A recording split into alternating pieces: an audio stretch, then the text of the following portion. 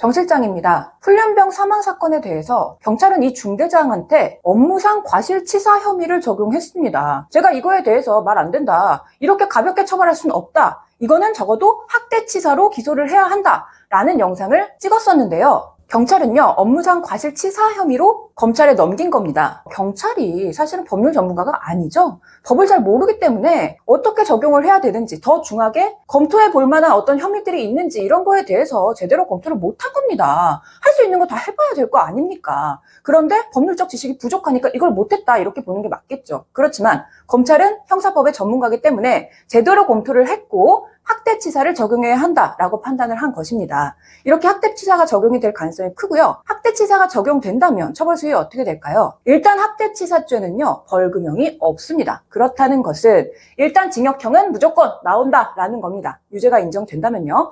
어쨌든 처벌 수위는 높아질 것이고요. 그중에서 또 가중처벌 사유도 봐야 되겠죠. 학대 행위를 일단 했다라는 건데, 사실은 이 돌아가신 분한테도 학대 행위를 했지만요, 다른 사람들도 같이 그때 똑같은 그런 얼차려를 받고 있었죠. 그렇다면 여러 사람한테 학대를 한 겁니다. 이 부분도 가중처벌이 될 수 있겠죠. 그리고 뭐 다른 간부들한테 얼차려 지시나 이런 것들을 같이 하도록 시켰다 한다면 피지휘자에 대한 교사, 이게 있었기 때문에 또 가중처벌이 될 수가 있습니다. 이런 것들을 모두 꼼꼼히 고려를 해서 가중처벌이 충분히 될 수 있도록 그렇게 진행이 돼야 될 것 같습니다. 그리고 검찰이 그렇게 해주시리라고 믿습니다. 여기서 조금 걱정이 되는 것은 이 중대장 입장에서 이렇게 주장할 가능성이 매우 커 보여요. 왜냐하면 이 횡문근 융해증이라는 병이 사실은 어떤 무리한 운동 외에도 어떤 질환으로 인해서 발생할 수도 있는 병이긴 하거든요. 그렇다면 분명히 이렇게 주장을 할 겁니다. 이게 꼭 나의 학대 행위로 인해서 이런 일이 벌어졌다라고 단정할 수 없다, 이렇게 주장할 가능성은 매우 큽니다. 실제로 그렇게 주장해서 무죄 나온 사례가 있기는 합니다. 그런데 이거 항소심에서 뒤집어졌습니다. 유죄다, 이렇게 나왔거든요.